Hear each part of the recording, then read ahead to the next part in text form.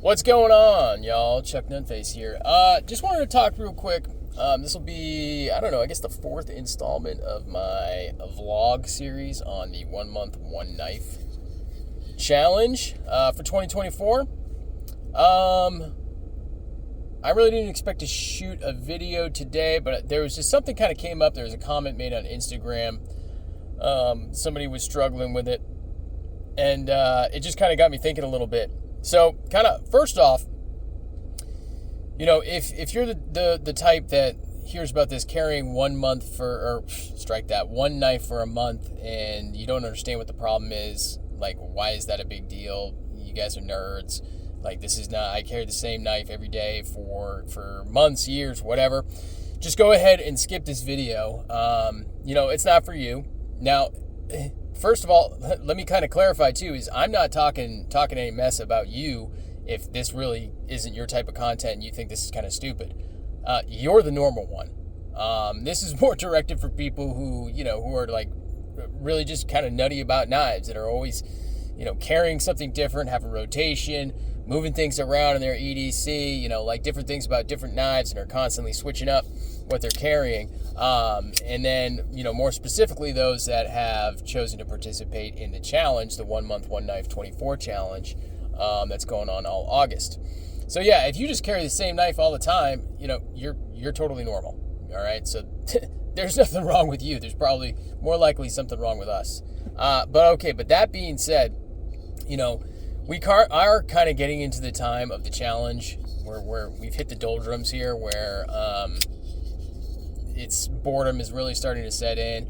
You've probably got a new knife that's come in that you really want to get in the pocket and start carrying and using and showing off on Instagram, whatever it may be. So we're kind of at that point where the temptation is really strong to just kind of carry something else. And the takeaway, I think, the point I want to make is, it's not that serious. If you don't want to do this anymore, don't do it. It's really not that big a deal. If you want to carry something else, just carry something else. It's not that big a deal. But just kind of bear in mind, too, the knife that you've chosen to carry for well, except for one person I think of, that he's carrying a piece of garbage. But I can't remember his Instagram name off the top of my head, so I'm not going to mention it. But the knife that you're carrying in your pocket right now is probably a better knife than 99% of the knives in people's pockets. All right. And that's, most people don't even carry a knife. So think about that first. Not regularly. Maybe they have one, they have one at home, they have one at a desk, maybe they carry it sometimes. But most people don't even carry a knife regularly. Those that do, most of those knives they're just garden variety, kind of, nothing against them, but they're just probably kind of just cheapo knives. They probably cost between $10 and $50. They're probably not, anything that's all that great. Now, there are some great, budget friendly knives out there, so it's not a commentary. What I'm saying, I'm not trying to make this a commentary on cheap knives versus expensive knives versus what's good, what's not good, and everything else.